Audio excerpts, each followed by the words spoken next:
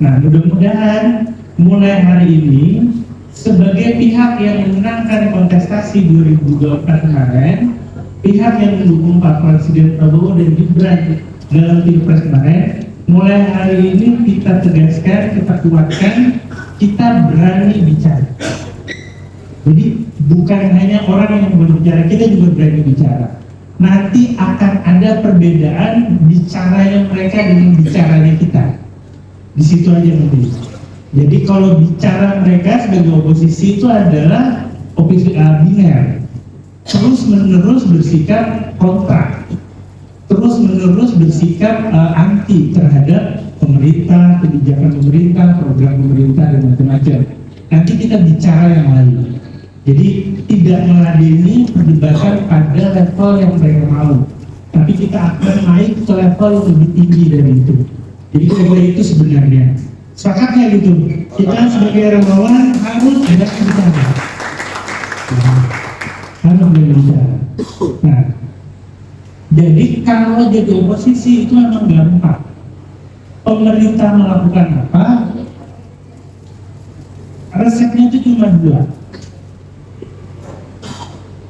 Resepnya itu tolak, anti, tolak, anti. Pol-polan yang lawan. Jadi itu formula saya dulu waktu jadi aktivis. Tolak ini, tolak itu, tolak NDG, tolak PKG, tolak koperasi, tolak aja dulu. Nah itu tadi setelah melawan itu, kalau sudah frustasi baru turunnya. Jadi tolak anti lawan, tolak anti lawan. Apa itu buruk? Enggak juga. Itu memang adalah cara eksistensial dari orang yang powerless atau orang yang tidak punya kekuasaan.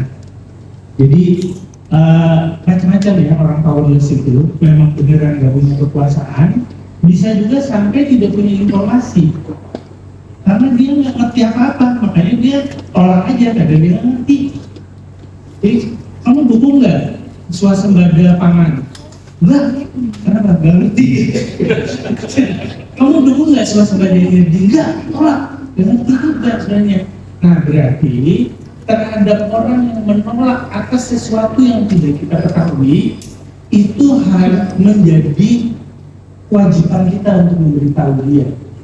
Jadi ini kewajiban pemerintah, jadi memberitahu gitu. Nah ini juga satu PR tersendiri sebenarnya, memberitahukan sesuatu di tengah kemudian keriuhan komunikasi itu tidak mudah gitu.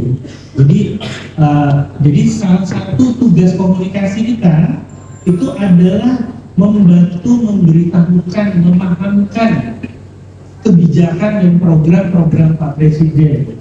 Karena itu memang kita sendiri harus paham. Nah kami di kantor komunikasi kebetulan opsinya memang adalah itu Pak, Ibu Bapak sekalian. Jadi mengkomunikasikan kebijakan strategis dan program prioritas. Jadi TCO itu tidak menanggapi urusan politik, tidak menanggapi urusan dukung-mendukung, tolak-menolak dan segala macam itu enggak.